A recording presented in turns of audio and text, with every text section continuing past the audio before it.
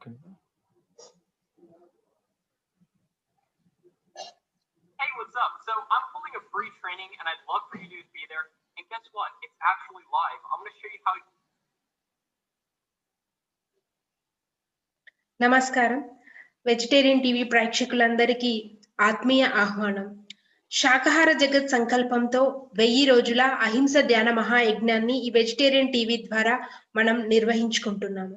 మరి ఇంతటి చక్కటి కార్యక్రమానికి శ్రీకారం చుట్టినటువంటి వెజిటేరియన్ టీవీ వ్యవస్థాపకులైనటువంటి దివ్య శ్రీనివాసులు గారికి ఈ సందర్భంగా ప్రత్యేక కృతజ్ఞతలు తెలియజేసుకుంటున్నాను. మరి ఈ కార్యక్రమం యొక్క ముఖ్య ఉద్దేశము ప్రపంచం అంతా కూడా శాకాహార జగత్ అవ్వాలి అన్న సంకల్పంతో ఈ కార్యక్రమాన్ని నిర్వహించబడుతుంది. మరి ఇందులో భాగంగా మనము ఈ రోజు 136వ రోజుకి చేరుకున్నాము. మరి ఈ వెజిటేరియన్ శాకాహార జగత్ సంకల్పంతో నిర్వహిస్తున్న ఈ కార్యక్రమంలో ప్రతిరోజు మనము ఒక పిరమిడ్ మాస్టర్ తో మనము ఈ మెడిటేషన్ ప్రోగ్రామ్ ని నిర్వహించుకుంటున్నాము. సో ఈ రోజు మనందరి చేత శాకాహారం గురించి తెలియజేస్తూ గైడెడ్ మెడిటేషన్ ని చేయించడానికి మధుసూదన్ గారు ఉప్పల్ నుంచి మనతో ఉన్నారు. మధుసూదన్ గారు స్వాగతం, సుస్వాగతం.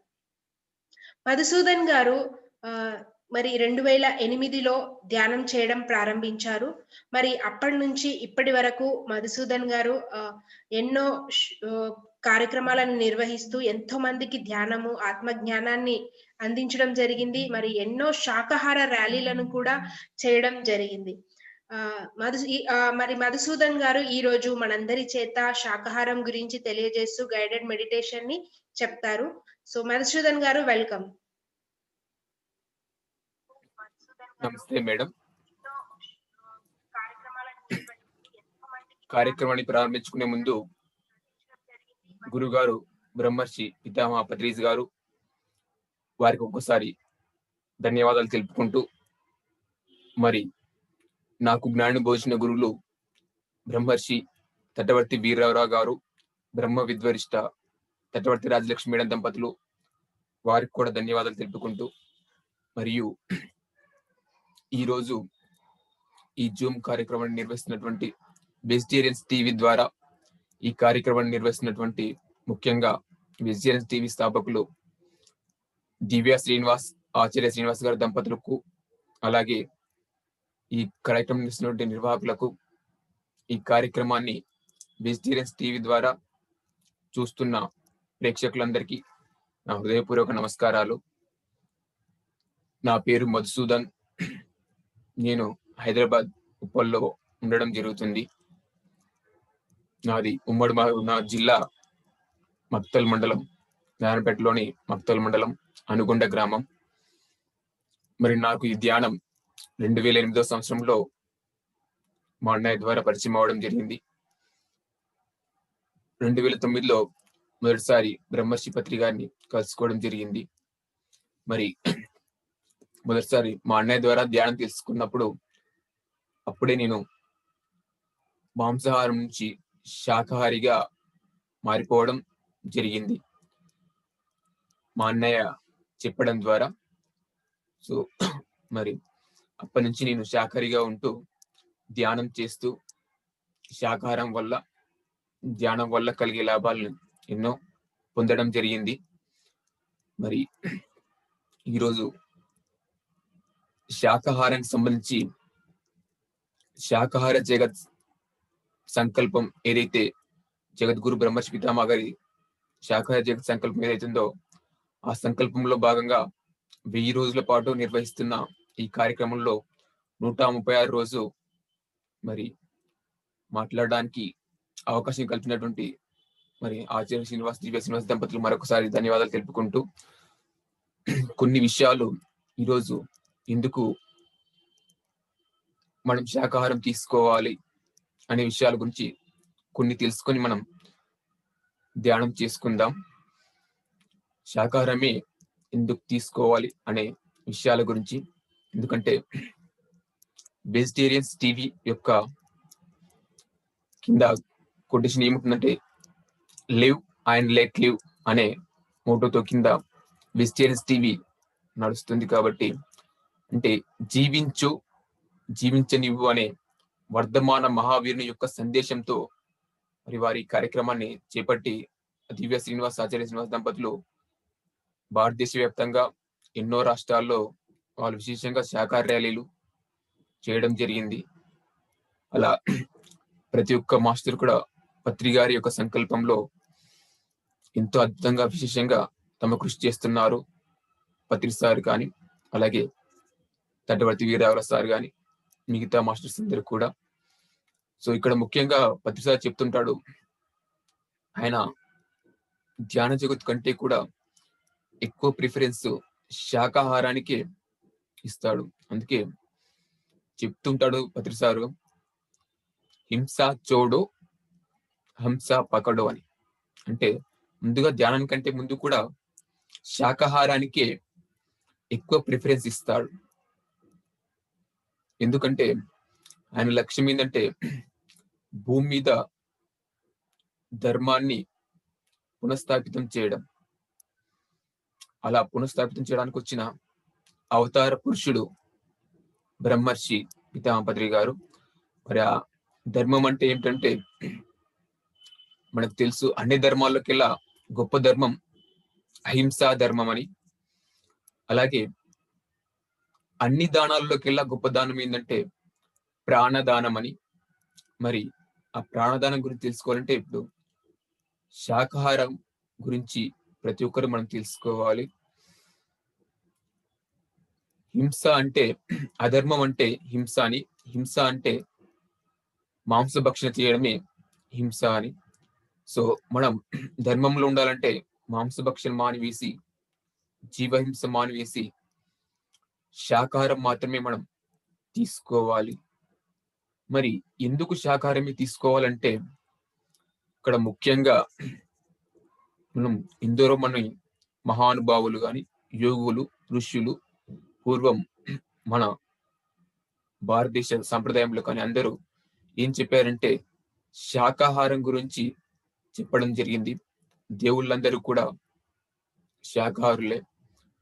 సో వాళ్ళు చెప్పిన కొడిషన్ ఏంటంటే అహింస పరమో ధర్మ అనేది. అంటే అన్ని ధర్మాల్లోకి వెళ్ళి ఉత్తమోత్తమ ధర్మం ఏంటంటే అహింసా ధర్మం అని. మరి ఇంకా శాకాహారమే మానవ ఆహారం అనే కొటేషన్ మనం వింటాం. శాకాహారమే మానవాహారం అంటే మానవుల యొక్క ఆహారం ఏమిటంటే శాకాహారం మాత్రమే. అలాగే మాంసాహారం ఏంటంటే రాక్షసాహారం అని చెప్తారు సార్. మాంసం తినే వాళ్ళందరూ రాక్షసులు అని అంటారు. సో ఎందుకంటే మనం ఎటువంటి ఆహారం తీసుకోవాలంటే మన యొక్క అంటే మానవుని యొక్క జీర్ణాశయం అనేది దేనికి అనుకూలంగా నిర్మించబడి ఉందో అటువంటి ఆహారాన్ని మనం తీసుకోవాలి. ఎందుకంటే ఈ సృష్టిని సృష్టి చేసినటువంటి ఆ సృష్టికర్త ఎవరైతే ఉన్నారో ఆయన్ని మనం భగవంతుడని, ప్రకృతి అని అంటూ ఉంటాం. ఆ భగవంతుడు, ఆ సృష్టికర్త లేదా ఆ ప్రకృతి ఏం చేశారంటే ఈ సృష్టి మొత్తాన్ని ఏర్పాటు చేసి ఈ సృష్టి లోపల 84 లక్షల రకాల జీవరాశుల్ని ఏర్పాటు చేయడం జరిగింది.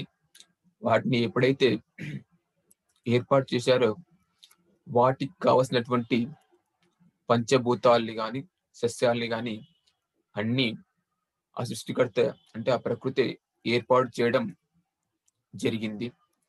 అలాగా భూమి పైన మానవుణ్ణి జీవిని సృష్టించక ముందు మానవుడికి కావలసినటువంటి ఆహారం కానీ, పంచభూతాలు కానీ, సస్యాలు ఇవన్నీ ఏర్పాటు చేసిన తర్వాత అప్పుడు మానవుణ్ణి సృష్టించడం జరిగింది. అలా పంచభూతాలతో మానవ దేహం నిర్మించబడింది కాబట్టి ఆ పంచభూతాలతో నిర్మించబడిన దేహంలో మానవులో మనం ప్రకృతి సహజ సిద్ధమైన ఆహారం వేయాలి. ఏమిటి ప్రకృతి సహజ సిద్ధమైన ఆహారం అంటే శాకాహారమే ప్రకృతి సహజ సిద్ధమైన ఆహారం. సో అలా సృష్టికర్త సృష్టి చేసిన 84 లక్షల రకాల జీవులు, జీవరాశుల్లో ముఖ్యంగా 2 రకాలుగా చెప్తారు. శాకాహార జీవులు, మాంసాహార జీవులని. అయితే శాకాహార జీవులకు శాకాహారాన్ని మాత్రమే తీసుకునే విధంగా ఏర్పాటు చేయడం జరిగింది. మాంసాహార జీవులకు మాంసాహారం మాత్రమే తీసుకునే విధంగా ఏర్పాటు చేయడం జరిగింది. సో, అలా ఆ విషయాన్ని మనం ఒక్కసారి ఆలోచించి గమనిస్తే మన యొక్క జీర్ణాశయం అనేది శాకాహారానికి అనుకూలంగా నిర్మించబడింది కాబట్టి, అలాగే ఇప్పుడు చూసినట్లయితే మాంసాహార యొక్క జంతువులు ఏవైతే ఉన్నాయో వాటి యొక్క దంత నిర్మాణం మాంసాహారాన్ని, ఆ కోర దంతాలు అవన్నీ పచ్చి మాంసాన్ని పీక్కుని తినే విధంగా వాటి దంత నిర్మాణం ఉంటుంది.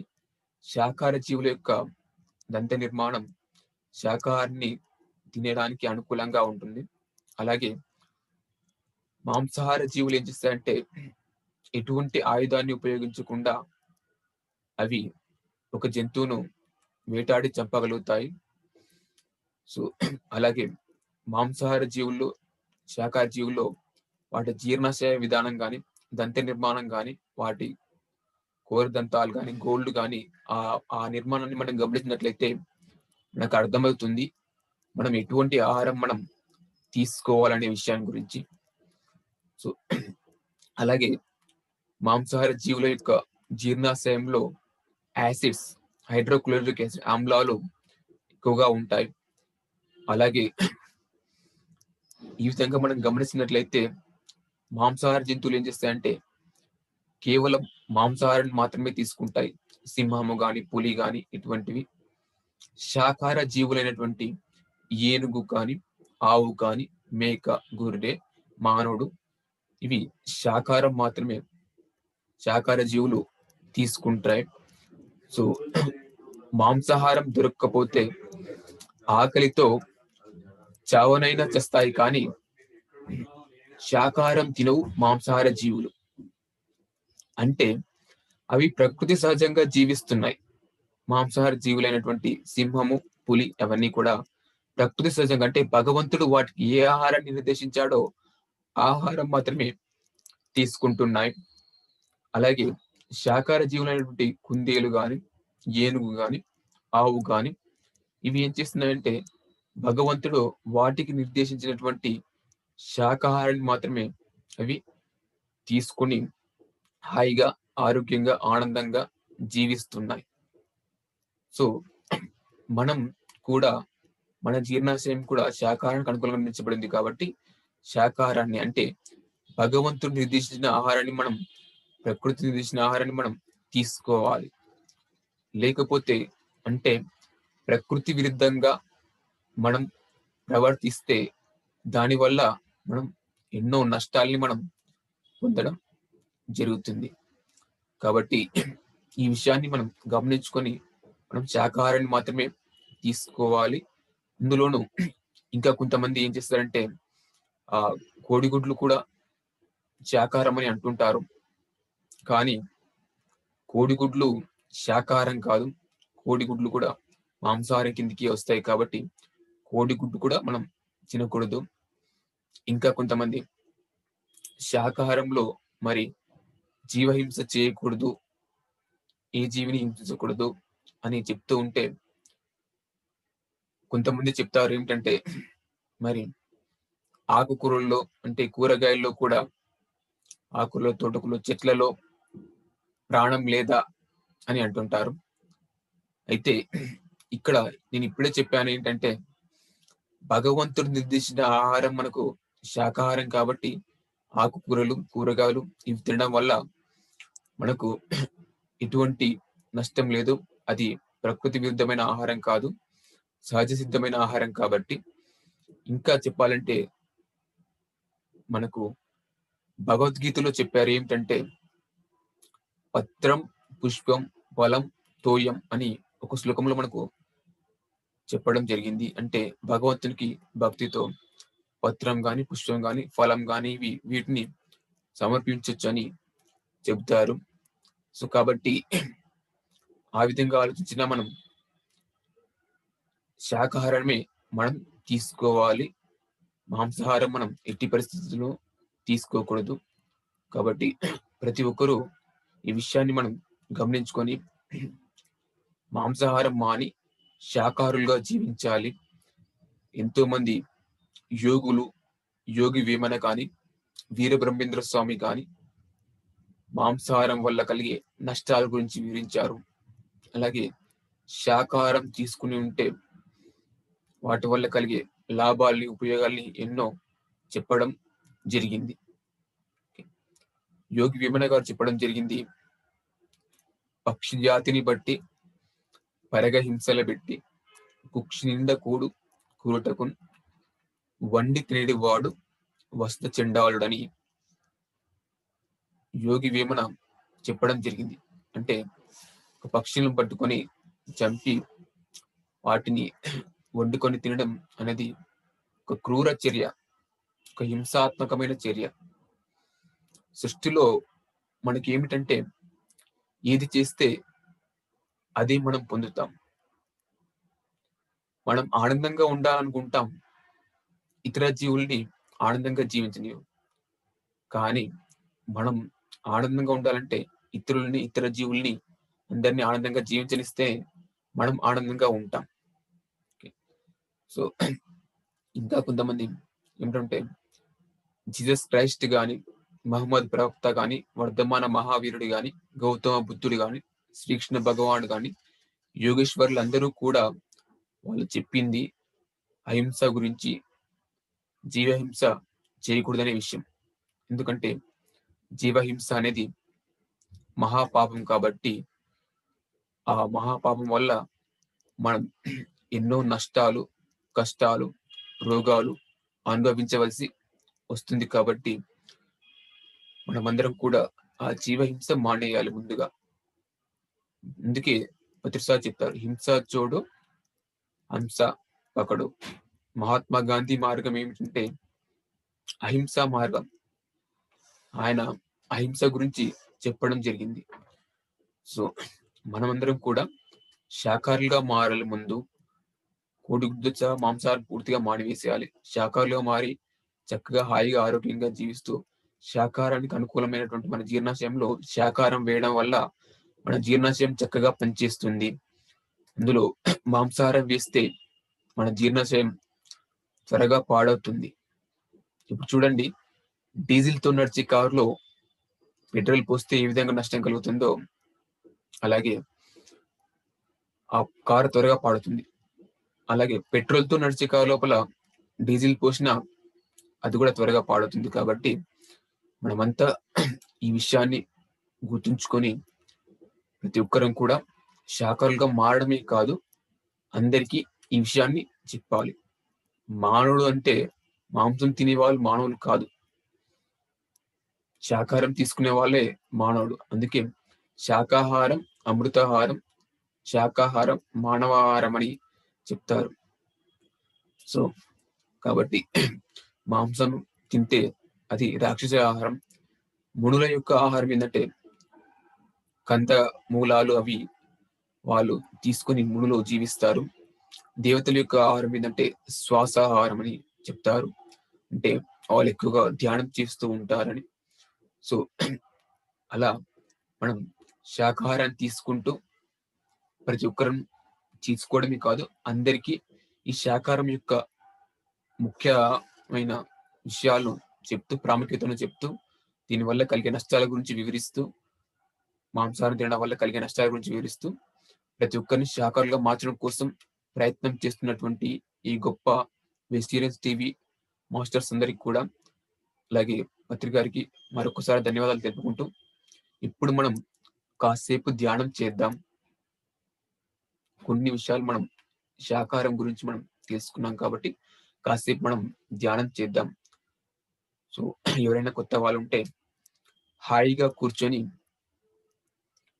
స్థిర సుఖాసనంలో కూర్చొని వేళ్ళల్లో వేలు పెట్టుకొని కాళ్ళు క్రాస్ చేసుకొని కుర్చీలో కూర్చున్న వాళ్ళు కూడా కాళ్ళు క్రాస్ చేసుకుని కూర్చోవాలి.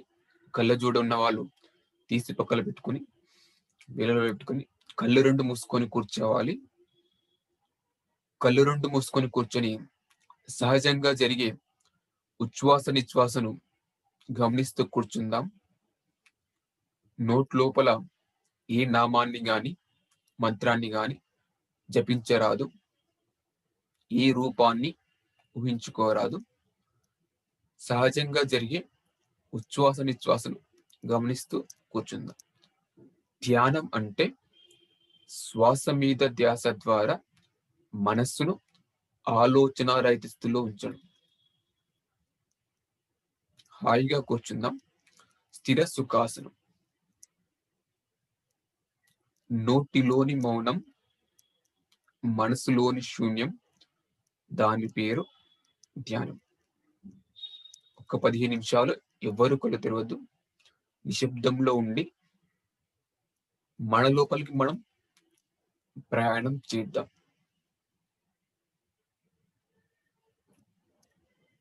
ఓకే చెప్పేంత వరకు ఎవరు కళ్ళు తెరవద్దు. సహజంగా జరిగే శ్వాసను గమనిస్తూ కూర్చుందాం. గట్టిగా పీల్చుకోవాల్సిన అవసరం లేదు, గట్టిగా వదలాల్సిన అవసరం లేదు. Observe your normal natural breath, incoming breath and outgoing breath.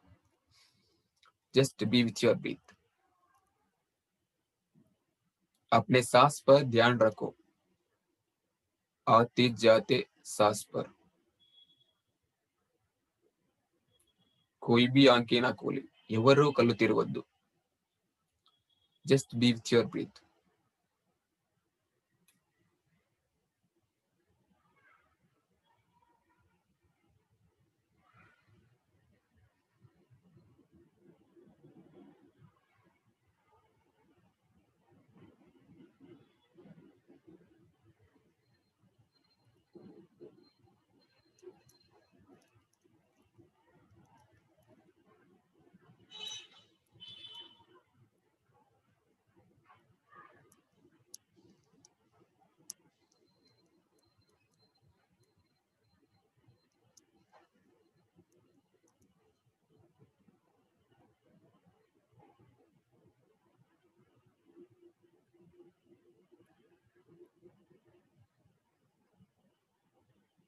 హాయిగా కూర్చున్నాం. ఎవరు కళ్ళు తెరవద్దు. మీ శ్వాసను గమనిస్తూ కూర్చోండి. ఏవైనా ఆలోచనలు వస్తే కట్ చేసి మరలా శ్వాస మీద ధ్యాస.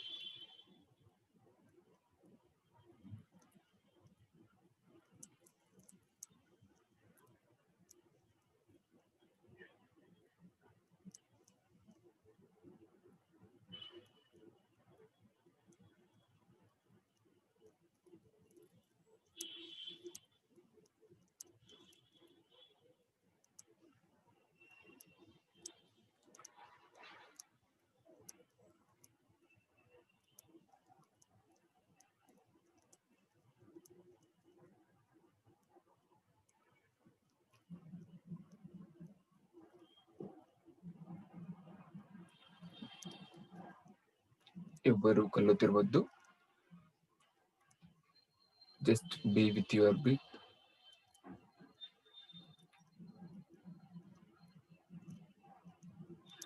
బయటి శబ్దాలని పట్టించుకోకుండా మన లోపలికి మనం ప్రయాణం చేయడం.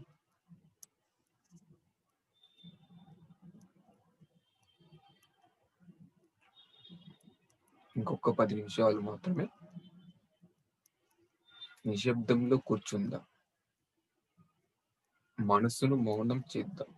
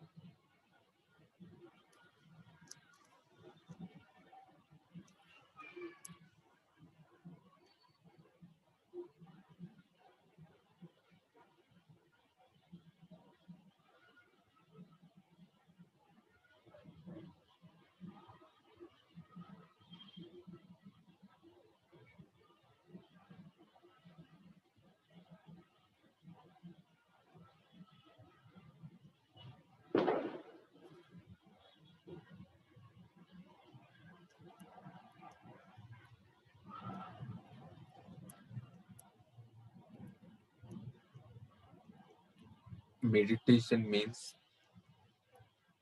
making our mind empty by observing our breath.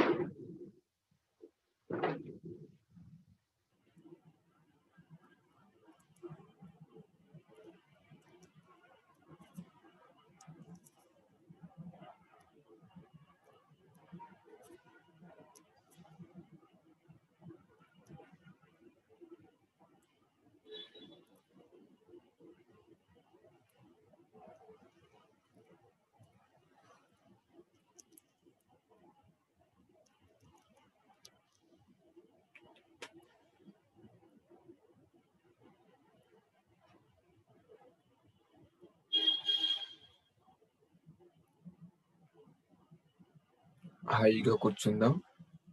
ఎవ్వరు కళ్ళు తెరవద్దు. శ్వాస మీద ధ్యాస.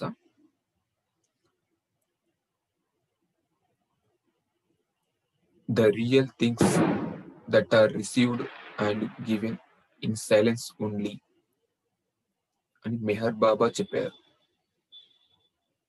The real things that are given and received in silence only. నిశ్శబ్దంలో కూర్చోండి.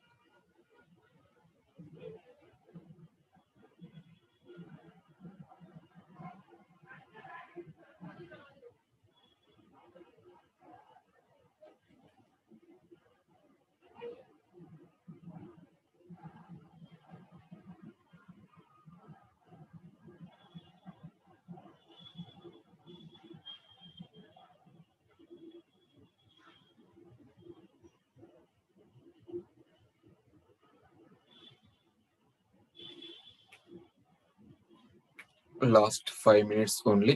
ఆఖరి 5 నిమిషాలు మాత్రమే శ్వాస మీద ధ్యాస.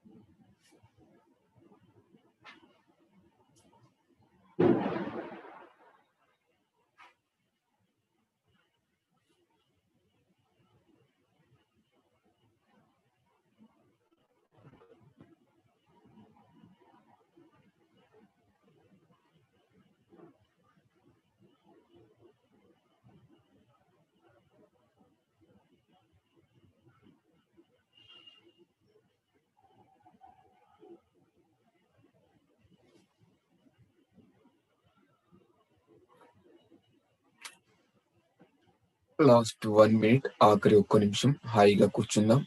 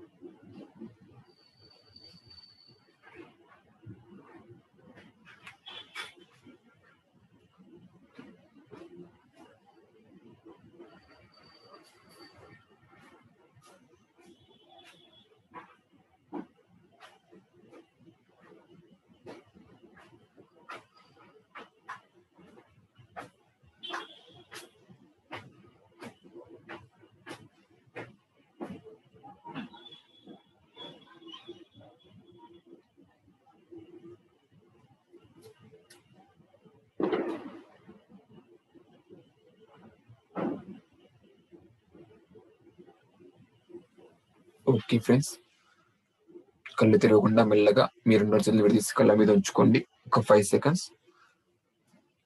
5, 4, 3, 2, 1, 0. మెల్లిగా 2 చేతులు తీసుకుంటూ మెల్లిగా కళ్ళు తెరుద్దాం. ఒక్కసారి అద్భుతమైన ధ్యానానికి, అలాగే ధ్యానం చేసిన గురువు గారు బ్రహ్మర్షి పితామహ పత్రిజీ గారి వారికి ఒకసారి ధన్యవాదాలు తెలుపుకుందాం. మరి ఇప్పుడు మనం కొద్దిసేపు ధ్యానం చేశాం. మరి కొన్ని విషయాలు శాకాహారం గురించి మరొక 10 నిమిషాలు ఇంకొన్ని విషయాలు మనం ఇప్పుడు తెలుసుకుందాం. కొంత ధ్యానం అంట ఎంతో లాభం అంట. పిరమిడ్ మాస్టర్లు అంటే సాధన బోధన 2 చేసే వాళ్ళే పిరమిడ్ మాస్టర్లు అని చెప్తారు సార్ మనకు. సో మానవ జీవితంలో ధ్యానము, శాకాహారము 2 ఎంతో ముఖ్యమైనవి. మన నిత్య జీవితంలో మనం చేయవలసింది ధ్యానం, తీసుకోవాల్సింది శాకాహారం. కాబట్టి అటువంటి శాకాహారం గురించి మనం మరికొన్ని విషయాలు చెప్పుకుందాం. ఈ రోజు వెజిటేరియన్స్ టీవీ ద్వారా ఈ టీవీ చూస్తున్న ఈ ప్రేక్షకులకు, ఈ లైవ్ ప్రోగ్రామ్ చూస్తున్న వారందరికీ కూడా మరొకసారి ధన్యవాదాలు తెలుపుకుంటూ, ఎందుకు శాకాహారం తీసుకోవాలంటే మన జీవితం అనేది దేన్ని బట్టి ఉందంటే, మానవుని యొక్క జీవితం మన మనసును బట్టి ఆధారపడి ఉంటుంది. మానవ జీవితానికి మనుగడ మన మనస్సు అని అంటారు. మన మనస్సు దేన్ని బట్టి ఆధారపడి ఉందంటే, మనం తీసుకునే ఆహారాన్ని బట్టి మన మనస్సు ఆధారపడి ఉంది. మీకు పరిపూర్ణత సరస్వతి గారి దగ్గర ఆయన స్పీచ్ నేను వినడం జరిగింది ఏంటంటే, జైసే అన్ను వైసే మన్ అని. జైసే అన్ వైసే మన్ అంటే మనం తీసుకునే ఆహారం ఎలా ఉంటుందో దానికి తగ్గట్టుగానే మన మనస్సు అనేది ఏర్పడుతుంది. మనం తీసుకునే ఆహారం వాక్కుగా అంటే మన మాటగా, అలాగే రక్తంగా, మనస్సుగా, మన శరీరంగా తయారవుతుందని చెప్తారు. కాబట్టి మనం తీసుకునే ఆహారంలో కొంత భాగం రక్తంగా, కొంత భాగం మనస్సుగా, వాక్కుగా తయారవుతుంది. కాబట్టి మన మనస్సు మనం తీసుకునే ఆహారం బట్టి ఉంది. కాబట్టి హింసతో కూడిన ఆహారం మనం తీసుకోవడం వల్ల మన మనస్సు కూడా అటువంటి లక్షణాలే వస్తాయి. చూడండి, కాలేజీల్లో చాలా మంది స్టూడెంట్స్ ర్యాగింగ్ అవి చేస్తూ ఉంటారు. అంటే ఇతరులని, తోటి విద్యార్థుల్ని హింసించడం అటువంటి కొన్ని చేస్తూ ఉంటారు. వాళ్ళు ఆ విధంగా ఎందుకు ప్రవర్తిస్తున్నారంటే, వాళ్ళు హింసతో కూడిన అంటే మాంసాహారాన్ని తీసుకోవడం వల్ల వాళ్ళ లోపల బిహేవియర్, వాళ్ళ ప్రవర్తన ఆ విధంగా తయారవుతుంది. అంటే మన ప్రవర్తన గాని, మన ఆలోచన విధానం గాని, మన మాటలు గాని, మన పనులు గాని మన మనసును బట్టి ఉంటాయి. మరి మన మనస్సు మనం తీసుకునే ఆహారాన్ని బట్టి ఉంటుంది. సో మనం శాకాహారాన్ని తీసుకుంటే, సాత్విక ఆహారాన్ని తీసుకుంటే మన మనసు సాత్వికంగా ఉంటుంది. మనం మాంసాహారం తీసుకుంటే, అంటే హింసతో కూడిన ఆహారాన్ని మనం తీసుకున్నట్లయితే మన మనసు కూడా అదే విధంగా తయారై మనం కూడా హింసాత్మకమైన పనులు చేయడానికి ఇష్టపడతాం, ఇతరులను హింసించడం చేస్తాం. జీసస్ క్రైస్ట్ ఏం చెప్పారంటే, దౌ షల్ నాట్ కిల్ అని చెప్పడం జరిగింది. అంటే దౌ షల్ నాట్ కిల్ అంటే నీవు ఎవరిని చంపరాదు అని. దౌ షల్ నాట్ కిల్ అంటే నీవు ఎవరిని చంపరాదు. ఇక్కడ చాలా మంది దీన్ని ఎలా అర్థం చేసుకుంటారంటే, నీవు ఎవరిని చంపరాదంటే నువ్వు ఏ మనిషిని చంపరాదు అని అనుకుంటారు. అంటే కిల్ అంటే కేవలం మనిషిని చంపడం కాదు. నిజంగా అక్కడ ఆయన చెప్పింది ఏమిటంటే, నువ్వు ఇతరులు అంటే ఏ జీవిని చంపరాదని. దౌ షల్ నాట్ కిల్ అంటే మనం ఏ జీవిని చంపరాదు అని. నిజంగా కేవలం ఆయన మనిషిని మాత్రమే చంపొద్దు అని చెప్పేటట్లే ఉంటే, ఆయన దౌ షల్ నాట్ మర్డర్ అని చెప్పేవాడు. కానీ ఆయన ఏం చెప్పారంటే దౌ షల్ నాట్ కిల్ అని చెప్పారు. నువ్వు ఏ జీవిని చంపరాదు. మానవుడైనా, జంతువు అయినా, గొర్రె అయినా, మేకైనా, చేపైనా ఏ జీవిని కూడా నువ్వు హింసించరాదు, చంపరాదు అని చెప్పారు. కానీ కొంతమంది దీన్ని ఎలా అర్థం చేసుకుంటే, ఆయన చెప్పింది మానవులను చంపకూడదని అని అనుకుంటారు. కానీ మానవుని చంపడాన్ని ఇంగ్లీష్ లో మర్డర్ అని అంటారు. హత్య చేయడం అని అంటారు. మానవులను చంపడం. నిజంగా ఆయన చెప్పింది కేవలం మానవులు మాత్రమే చంపొద్దు అని ఆయన చెప్పినట్లుంటే, దౌ షల్ నాట్ మర్డర్ అని చెప్పేవాడు కానీ దౌ షల్ నాట్ కిల్ అని చెప్పేవాడు కాదు. ఆయనకేం ఇంగ్లీష్ ఏం రాదని కాదు. ఆయన యోగేశ్వర్ పరమాత్మ స్థాయిలో ఉన్నాడు. ఆయన ఎంతో గొప్ప స్థాయిలో ఉన్నాడంటే, ఆయనకు స్త్రీలు మొదలు వేసిన కొట్టిన వాళ్ళని కూడా ఆయన క్షమించి వేసినటువంటి కరుణా హృదయుడు, కరుణామయుడు.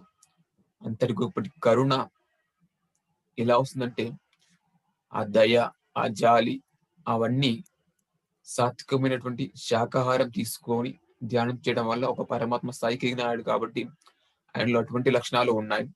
సో కాబట్టి ఆ జీసస్ క్రైస్ట్ చెప్పినట్టే ఆ కరుణ మనం కూడా సాటి జీవులైనటువంటి మూగ జీవుల పైన మనం చూపించాలి. భగవద్గీతలో మనకు చెప్తారు ఏంటంటే, ప్రతి జీవిలో కూడా భగవంతుడు ఉన్నాడనే విషయాన్ని భగవద్గీతలో 10వ అధ్యాయంలో 20వ శ్లోకం ద్వారా మనకు చెప్పడం జరిగింది. ఏంటంటే, అహమాత్మ గుడాకేశ సర్వభూతాశయ స్థిత అని. ఓ అర్జున, నేను ఆత్మను, సర్వభూత అంటే ప్రతి జీవిలో కూడా నేను ఉన్నాను అని చెప్పడం జరిగింది. కాబట్టి ఏ జీవిని హింసించినా మనం భగవంతుని హింసించినట్లు అవుతుంది. మరి అందుకే జీవహింస మహాపాపం అంటారు. భగవంతుని హింసించడం అనేది మహాపాపం. అటువంటి పాపాలు చేసినప్పుడే మనకు కష్టాలు వస్తాయి. కాబట్టి మనం కష్టాలు రాకూడదంటే అటువంటి పాపాలు మనం చేయకూడదు. అంటే మనం జీవహింస చేయకూడదు. అంటే మాంసాహారం మనం తినకూడదు. కేవలం శాకాహారం మాత్రమే మనం తీసుకోవాలి, ధ్యానం చెయ్యాలి. అలాగే షిరిడి బాబా వారు చెప్పడం జరిగింది. సో ఎవరైతే ఆ సకల జీవుల యందు అంటే అన్ని జీవుల యందు కూడా తనను చూచుతారో, అంటే ఆయన ఎవరైతే చూస్తారో వాళ్ళే నా ప్రియ వ్యక్తులని. అంటే అన్ని జీవుల్లో కూడా బాబాని మనం చూసినప్పుడే మనం బాబాకు ప్రియ భక్తులు, ఇష్టలం అవుతాం. ద్వంద్వ భావం లేకుండా అన్నాడు. డబుల్ మీనింగ్, ద్వంద్వ అర్థాలు, ద్వంద్వ భావం లేకుండా మనం ప్రతి జీవిలో కూడా మనం భగవంతుని చూడాలని ఆయన చెప్పిన యొక్క ఆ మాటలోని సాయి సచ్చిత్రలో ఆయన చెప్పినటువంటి ఆ విషయం మనకు తెలియజేస్తుంది. బాబా వారు చెప్పింది.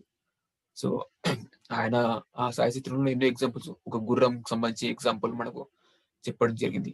బిజ్లీ అని తన గుర్రాన్ని ఎంతో ప్రేమగా పిలిస్తే ఆ మూగజీవులు ఆ చూపించే ఆ స్పందన ఎంతో ఆనందకరంగా ఉంటుంది. మనం ఆ మూగజీవులు ఎవరంటే, మనం అందరికంటే పెద్ద భగవంతుడు మానవుడు. మానవుడు కంటే చిన్న భగవంతులు ఎవరంటే ఆ మూగజీవులు, ఆ తోటి జీవులు. కాబట్టి భగవద్గీత ప్రకారం చెప్పుకున్న, బైబిల్లో చెప్పిన, ఖురాన్లో చెప్పిన అల్లా రక్త మాంసాలను ఇష్టపడడానికి మనకు చెప్పడం జరిగింది. అంటే ఖూన్ కే బదిలే ఖూన్ అని మనకి హిందీలో కొటేషన్ ఉంది. రక్తానికి రక్తం అని. అంటే మనం ఒక జీవిని హింసిస్తే మనం కూడా హింసించబడతామని, కర్మ సిద్ధాంతం ప్రకారం మనకు ఆ విధంగా ఆలోచించినా గాని మనం ఏది చేస్తే అదే తిరిగి పొందుతామని బ్రహ్మర్షి పత్రి గారు చెప్తూ ఉంటారు. చిన్న చిన్న పాపాలే చిన్న చిన్న రోగాలు, పెద్ద పెద్ద పాపాలే పెద్ద పెద్ద రోగాలని. రకరకాల పాపాలే రకరకాల రోగాలని. కాబట్టి ప్రతి ఒక్కరం కూడా ఈ విషయాల్ని తెలుసుకొని, అర్థం చేసుకొని, ఆచరించే ప్రయత్నం మనం చేయాలి. ప్రతి ఒక్కరం మాంసాహారం మానివేసి శాకాహారులుగా మారి హాయిగా, ఆరోగ్యంగా జీవించాలి. నిజంగా మాంసాహారం నుంచి శాకాహారంలోకి మారిన తర్వాత మనం పని చేసే తీరు అంటే మనం ఎక్కువగా యాక్టివ్‌గా ఉండగలుగుతున్నాం. ఎక్కువగా మన పనిని ఇంకా బాగా చేసుకోగలుగుతాం. మనం శాకాహారులుగా మారిన తర్వాత మన పెర్ఫార్మన్స్ వర్క్‌లో కావచ్చు, ఏ విధంగా మన ఆలోచన విధానంలో కావచ్చు, మనం మాట్లాడే విధానంలో కావచ్చు, మన లోపల ఆ కఠినత్వం అనేది పోయి మంచిగా ఆ ప్రేమ, జాలి, దయ, కరుణ, సానుభూతి ఇటువంటి లక్షణాలు మనకు రావాలంటే హింసాత్మకమైన ఆహారాన్ని వదిలేసి, మాంసాహారాన్ని వదిలేసి శాకాహారం మాత్రమే తీసుకుంటూ శాకాహారులుగా మనం జీవించాలి. మనం ఇందుకోసం ఈ శాకాహార జగత్ సంకల్పంలో భాగంగా ప్రతి ఒక్క పిరమిడ్ మాస్టర్ కూడా ఎన్నో శాకాహార ర్యాలీలని ముఖ్యంగా ఆచార్య శ్రీనివాస్ గారి దంపతులైతే భారతదేశ వ్యాప్తంగా ఎన్నో రాష్ట్రాల్లో తిరిగి ఎన్నో గ్రామాల్లో శాకాహార ర్యాలీలు ఎన్నో నిర్వహించడం జరిగింది. మరి ఒక శాకాహార ర్యాలీ చేయడం అంటే ఎంతో గొప్ప విషయం. ఒక జీవిత కాలంలో ఒక మానవుడు మాంసాహారం మానేసి శాకాహారిగా మారితే సుమారు 11,000 జీవులు కనుక మనం వాటి యొక్క చంపబడకుండా రక్షించినట్లవుతుందని చెప్పడం జరుగుతుంది. కాబట్టి శాకాహార ర్యాలీ ద్వారా రకరకాలుగా మనం అందరికీ ఈ విషయాన్ని తెలియజేసే ప్రయత్నం చేయడం, మళ్ళీ భూమి మీద ధర్మాన్ని పునఃస్థాపితం చేసే ప్రతిసారి యొక్క లక్ష్యం ఏదైతే ఉందో అందులో భాగంగా మన వంతుగా మనం ప్రతి ఒక్కరం కూడా అందరం శాకాహారం తీసుకుంటూ దాని గురించి అందరికీ చెప్పడం చేయాలి. మనం ఎంతమందిని ఈ శాకాహారులుగా మారిస్తే అంత గొప్ప పుణ్యం అంత యొక్క లాభం మనం పొందడం జరుగుతుంది. ఎందుకంటే ఒక శాకాహార ర్యాలీ చేయడం అంటే ఏమిటంటే మూగ జీవుల మీద జరగబోయే హింసను ఆపే ప్రయత్నం చేయడం. మన తోటి భగవంతులు సాటి జీవులని చెప్తున్నాం. ఆ సాటి జీవుల మీద మనకంటే చిన్న భగవంతుని మీద జరగబోయే హింసను ఆపే ప్రయత్నం మనం ఎప్పుడైతే చేస్తామో మన మీద జరగబోయే హింస ఆగుతుంది. మనం ఇతర జీవుల మీద జరగబోయే హింసను ఆపినప్పుడు భవిష్యత్తులో మన మీద జరగబోయే హింస ఆగుతుంది. అదే మన కర్మ సిద్ధాంతం చెప్తుంది. మనం ఏది చేస్తే అదే పొందాం. మనం ఈ హింసను ఆపే ప్రయత్నం చేసినప్పుడు మన మీద జరగబోయే హింస ఆగుతుంది. అలా శాకాహార ర్యాలీ యొక్క గొప్పతనాన్ని నేను ఇది తటవర్తి వీరరావు సార్ దగ్గర వినడం జరిగింది. మన తోటి భగవంతులైనటువంటి ఆ భగవంతుడి మీద జరగబోయే హింసను ఆపే ప్రయత్నం చేస్తే ఆ భగవంతుడు మన మీద జరగబోయే హింసను ఆపే ప్రయత్నం చేస్తారని. కాబట్టి ఒక శాకాహార ర్యాలీ చేయడం అనేది ఎంతో గొప్ప విషయం. ఆ మూగ జీవుల మీద జరిగే హింసను ఆపే ప్రయత్నం చేయడం. అట్లీస్ట్ మన వల్ల కొంతమంది అయినా శాకాహారులుగా మారితే ఎంతో గొప్ప విషయం అదంతా. శాకాహారానికి సంబంధించినటువంటి పాంప్లెట్ ఇవ్వడం గాని, దాని గురించి చెప్పడం గాని, దానికి సంబంధించిన వీడియోస్ ఇప్పుడు వెజిటేరియన్స్ టీవీలో కూడా ఎంతో మంది మాస్టర్స్ ఈ శాకాహారానికి సంబంధించినటువంటి ఎన్నో వీడియోస్ చేయడం జరిగింది. అలాగే మనకు యూట్యూబ్ లో చూసినా గాని, అలాగే మన పిరమిడ్ మెడిసిన్ ఛానల్లో గాని ఈ శాకాహారం గురించి ఎన్నో విషయాలు వేగన్స్ అనే సొసైటీస్ గాని ఎన్నో సొసైటీలు కూడా మన ఈ శాకాహారం గురించి చెప్తున్నారు. కాబట్టి ఇవన్నీ విషయాలు మనం దృష్టిలో ఉంచుకొని మనం చూడాలి. అలాగే మాంసాహారం తిన్నప్పుడు మనం ఎప్పుడు గాని గుడికి గాని వెళ్ళం. ఎందుకంటే చికెన్ తిని చర్చికి వెళ్ళినా, మటన్ తిని మసీదుకి వెళ్ళినా, గుడ్డు తిని గుడికి వెళ్ళినా ఏ దేవుడు మనల్ని క్షమించడు. ఏ దేవుడు రక్త మాంసాలని ఇష్టపడడు. ఈ విషయాన్ని మనం గుర్తుంచుకోవాలి. మనం తీసుకోవడమే కాదు, శాకాహారం తీసుకోవడమే కాదు, అందరికీ ఈ విషయాన్ని చెప్పాలి. సో మన వంతు ప్రయత్నం ఏంటంటే చెప్పడం వరకు మన వంతు ప్రయత్నం. మాంసాహారం వల్ల కలిగే నష్టాల గురించి చెప్పడం, శాకాహారం తీసుకోవడం వల్ల కలిగే లాభాల గురించి మనం చెప్పడం. సో ఈ విషయాన్ని మనం ఎప్పుడైతే వాళ్ళకు అర్థమయ్యే విధంగా మనం చెప్పే ప్రయత్నం చేస్తామో, లేదంటే శాకాహారం సంబంధించిన ఏదైనా పుస్తకం ఇవ్వడం కానీ, అహింస మరియు శాకాహారం కానీ, శాకాహారమే మనం అని ఒక తటవర్తి వీరరావు రాసినటువంటి చిన్న పుస్తకాలు కానీ, ఇంకా 10 సార్లు చెప్పినటువంటి ఆ శాకాహారం సంబంధించినటువంటి వీడియోస్ కానీ, ఇవి షేర్ చేయడం కానీ, ఈ విధంగా మన వంతుగా ఏ ప్రయత్నం వీలైతే అది చేయడం. పుస్తకం ద్వారా కావచ్చు, చెప్పడం ద్వారా కావచ్చు, పాంప్లెట్ ద్వారా కావచ్చు, వీడియోస్ ద్వారా కావచ్చు, వెజిటేరియన్స్ టీవీ ద్వారా కావచ్చు, ఇలా ప్రతి ఒక్కరికి తెలియజేసే ప్రయత్నం చేయడం వల్ల మనం ఎంతో గొప్ప పుణ్యాన్ని మనం పొందడం జరుగుతుంది. మరి ఇటువంటి అవకాశాన్ని మనం పొందడం అనేది చాలా గొప్ప విషయం. కాబట్టి ప్రతి ఒక్కరు ఈ విషయాన్ని తెలుసుకొని, అర్థం చేసుకొని, ఆచరించి అందరికీ ఈ శాకాహార జగత్తులో చేయడం ప్రతి ఒక్కరు కూడా తమ వంతుగా కృషి చేస్తారని, మరి ఈరోజు ఈ అద్భుతమైన అవకాశాన్ని కల్పించినటువంటి వెజిటేరియన్స్ టీవీ ఫౌండర్స్ దివ్య శ్రీనివాస్, ఆచార్య శ్రీనివాస్ గారి దంపతులకు, ఈ జూమ్ కార్యక్రమాన్ని నిర్వహిస్తున్నటువంటి ఈ మాస్టర్స్ కు, అలాగే జగద్గురు బ్రహ్మశ్రీ పితామహ పత్రిజీ గారికి, మరి తటవర్తి రావరస రాజ్యలక్ష్మి దంపతులకు మరొకసారి ధన్యవాదాలు తెలుపుకుంటూ, వెజిటేరియన్స్ టీవీ ప్రేక్షకులందరూ కూడా మరొకసారి ధన్యవాదాలు తెలుపుకుంటూ ఈ అవకాశాన్ని కల్పించినందుకు thank you very much. Yes sir, thank you sir, thank you very much. మనకి ఇంకా ఒక 5 నిమిషాలు టైం ఉన్నందువల్ల మనం ఇంకొక 5 minutes మెడిటేషన్ చేద్దాం సార్. మరొక 5 నిమిషాలు ఆఖరిగా కార్యక్రమం ముగించక ముందు మరి ధ్యానంతో ముగించుకుందాం. హాయిగా కూర్చుందాం. ఒక 5 minutes మనం ఇప్పుడు విన్న విషయాల్ని మన లోపల స్థితం చేసుకోవడం కోసం ఒక్క 5 నిమిషాలు శాకాహార జగత్తు కోసం మనం విశేషంగా కృషి చేయడంలో, శాకాహార జగత్ సంకల్పంలో భాగంగా మనం ఈ రోజు ధ్యానం చేసుకుంటున్నాం. ఈ విషయాలు తెలుసుకుంటాం. ఒక్క 5 నిమిషాలు హాయిగా కూర్చుందాం.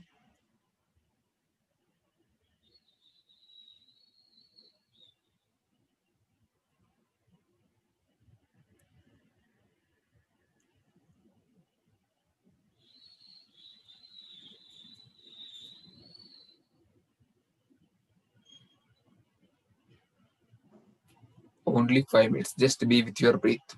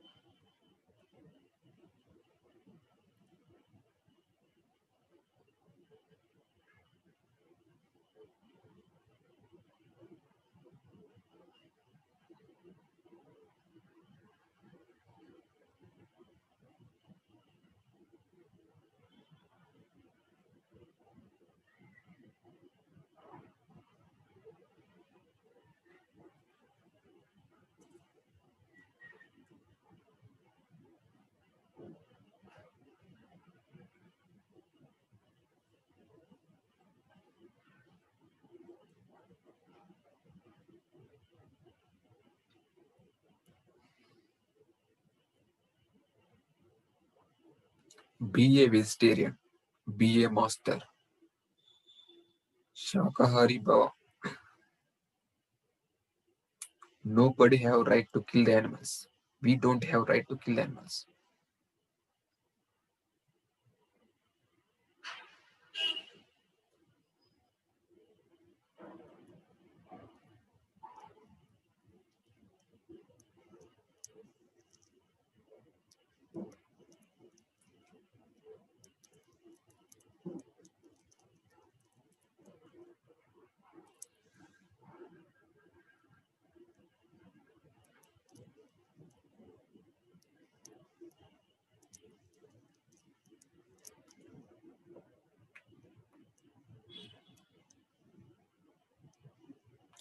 Last 1 minute. ఆఖరి 1 నిమిషం మాత్రమే.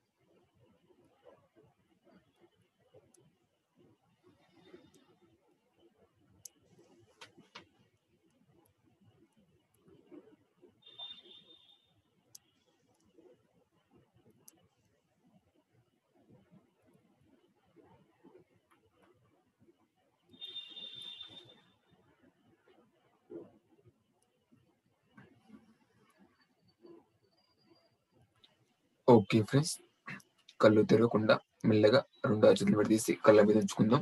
ఒక 5 seconds. 5, 4, 3, 2, 1, 0. మెల్లిగా 2 రోజులు తీసుకుంటూ మెల్లిగా కళ్ళు తెరుద్దాం. ఒక్కసారి అద్భుతమైన ధ్యానానికి అలాగే ధ్యానించిన గురుగారు బ్రహ్మర్షి పితామహ పత్రిజీ గారికి ధన్యవాదాలు తెలుపుకుందాం. ధ్యాన జగత్, పిరమిడ్ జగత్, శాకాహార జగత్ 2020లో భాగంగా ఈరోజు అద్భుతంగా ఈ విషయాలు మనం శాకాహారం గురించి కొన్ని విషయాలు తెలుసుకున్నాం, చక్కగా ధ్యానం చేశాం.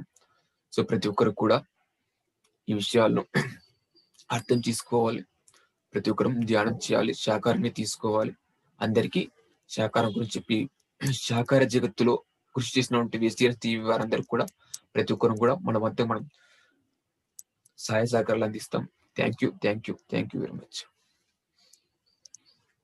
Yes sir, thank you Madhusudan గారు, థ్యాంక్ యూ వెరీ మచ్. మరి మా ఈ శాకాహార జగత్ అహింస ధ్యాన మహాయజ్ఞంలో పాల్గొని, అంటే వెజిటేరియన్ టీవీ ద్వారా జరిగేటువంటి ఈ కార్యక్రమంలో మా ఆహ్వానాన్ని మన్నించి ఈరోజు మా ఈ టీవీకి వచ్చి అందరి చేత గైడెడ్ మెడిటేషన్ చేయించి, మరి అదే విధంగా శాకాహారం తీసుకోవడం వల్ల ఉన్నటువంటి లాభాలను చాలా చక్కగా వివరిస్తూ మా అందరి చేత గైడెడ్ మెడిటేషన్